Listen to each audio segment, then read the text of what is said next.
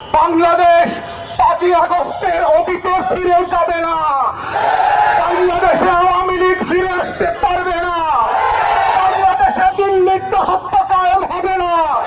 বাংলাদেশে কত সাংবাদিক সুশীলরা এদেশের আজাদীর লড়াইকে দিল্লির কাছে বেঁচে দিতে পারবে না। এই বক্তব্য খুব পরিষ্কার। যারা বাংলাদেশের আনাচে কানাচে প্রান্তে ঘুরে বেড়ান নাই, যারা বাংলাদেশের অলিতে গলিতে টংদোখানে আজাদীর আকাঙ্ক্ষা বোঝেন না, যারা ওসমান হাদির নামটা পর্যন্ত সুন্দর করে উচ্চারণ করতে পারেন না, যারা ইনকিলাব মঞ্চের নাম শোনেন নাই, তারা আগামী দিনের বাংলাদেশে অপ্রাসঙ্গিক হয়ে যাবেন। এবং এটাই হচ্ছে আগামী দিনের রাজনীতির মূল তত্ত্ব কথা। এটাই হচ্ছে আজাদীর বাংলাদেশ, এটাই হচ্ছে বাংলাদেশ 2। এবং সেই বাংলাদেশ 2 লড়াইতে একটা দুইটা বুলেট না, লক্ষ বুলেট দিয়েও এই আজাদীর লড়াই বন্ধ করা যাবে না। আপনারা বারবার চেষ্টা করেছেন, হেফাজতের গণহত্যা হয়েছে, 1,64,000 বুলেট পেয়েছিলেন। আওয়ামী লীগ ক্ষমতায় থাকতে পারে নাই। বিরোধী দলের 15,000 নেতা কর্মীকে খুন করেছেন, আওয়ামী লীগ ক্ষমতায় থাকতে পারে নাই। পিলখানায় গণহত্যা করেছেন, আমার 57 জন সেনা কর্মকর্তাকে শহীদ করেছেন। দিল্লির আধিপত্য টিকে থাকে নাই। নির্বাচন ব্যবস্থা ধ্বংস করে দিয়েছেন 16 বছর ধরে। কলম গণমাধ্যম দিয়ে বাংলাদেশের আজাদীর বিপক্ষে প্রত্যেক দিন তথ্য সন্ত্রাস করেছেন। আওয়ামী লীগ ক্ষমতায় থাকতে পারে নাই। পরিষ্কার বক্তব্য, বাংলাদেশের মাটির রং বোঝেন নাই, আজাদীর রং চেনেন নাই। ওটা আওয়ামী লীগের পতাকার রং না, ওটা লাল সবুজের রং। ওটার জন্য লক্ষ লক্ষ মানুষ জীবন দেওয়ার জন্য যেমন প্রস্তুত আছে, আগামী দিনেও থাকবে। অতএব শত্রুরা সাবধান, লক্ষ্য বলে প্রস্তুত রাখতে পারেন।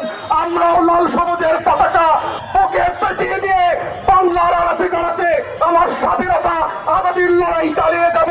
শরীফ ওসমানদেরকে নতুন করে পাড়ায় মহল্লায় আবার পরিচিত করানো হবে এবং সেভাবেই প্রজন্ম থেকে প্রজন্ম ইনকিলাব জিন্দাবাদ হয়ে থাকবে। ইনকিলাব ইনকিলাব ইনকিলাব ইনকিলাব ইনকিলাব ইনকিলাব। বাংলাদেশে আমার এই সোনার বাংলার সুশীল বুদ্ধিবেশারা গত 54 বছর এই জাতির সবচেয়ে ক্ষতিকর শত্রুকে বন্ধু আকারে আমাদের সামনে পরিচয় করিয়েছে এবং এতবার বলেছে যে পৃথিবীর ইতিহাসের সমাজবিজ্ঞান রাষ্ট্রবিজ্ঞানে যে শত্রু সাপেক্ষে রাষ্ট্র হয়, আজাদীর লড়াইটা যে শত্রু সাপেক্ষে হয়। প্রত্যেক রাষ্ট্রের নাগরিককে তার সময়ের ঐতিহাসিক পরম্পরার জগৎ শেখ, অমিচাঁদ, রায়দুল্লহ, লেমরুপ্পজিদেরকে যে পরিচয় করিয়ে দিতে হয়, জাতির যুবকদের সামনে খসিকি বেগম আর মীর জাফরদেরকে প্রতি প্রজন্মের কাছে যেভাবে পরিচয় করিয়ে দিতে হয়, আমাদের দেশের বুদ্ধিবেশারা, কলাম, মিডিয়া এবং রাজনৈতিক দলগুলো দেশের সবচেয়ে ক্ষতিকর এলিমেন্ট গুলোকে জাতির তরুণদের সামনে বন্ধু বেশে গত 54টা বছর পেশ করেছে। এবং যেটা করবার মধ্য দিয়ে যেটা হয়েছে, আমার স্বাধীনতা, আমার সার্বভৌমত্ব, আমার জাতীয় স্বার্থ, আমার আত্মমর্যাদা বারবার ভুলুণ্ঠিত হয়েছে। রাজনৈতিক দলগুলো যেভাবে আমার হাসনাত ভাই বলে গেছে, এত টাইমলেস বললেস হয়েছে ক্ষমতার জন্য। ফকির মিসকিন বস্তির ছেলেমেয়েরা আজকে বড় বড় রাজনৈতিক দলের নেতা হয়েছে। ওর নাম পরিচয় নাই, ওদের ওদের শিক্ষা দীক্ষা নাই।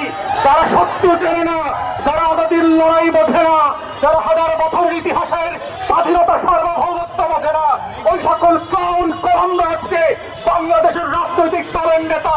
এবং তারাই প্রত্যেক পাড়ায় মহল্লায় এলাকাবাসীর কাছে ভোট চেয়ে বেড়াচ্ছে। তারা আগামী সংসদটাকে কিভাবে আজাদীর সাথে বেইমানি করে, গণ অভ্যুত্থানের সাথে বেইমানি করে বাংলাদেশকে আবার নতুন করে দিল্লির কাছে বেঁচে দেবে, সেই নাটক মঞ্চস্থ চলছে। আমাদের বক্তব্য খুব পরিষ্কার,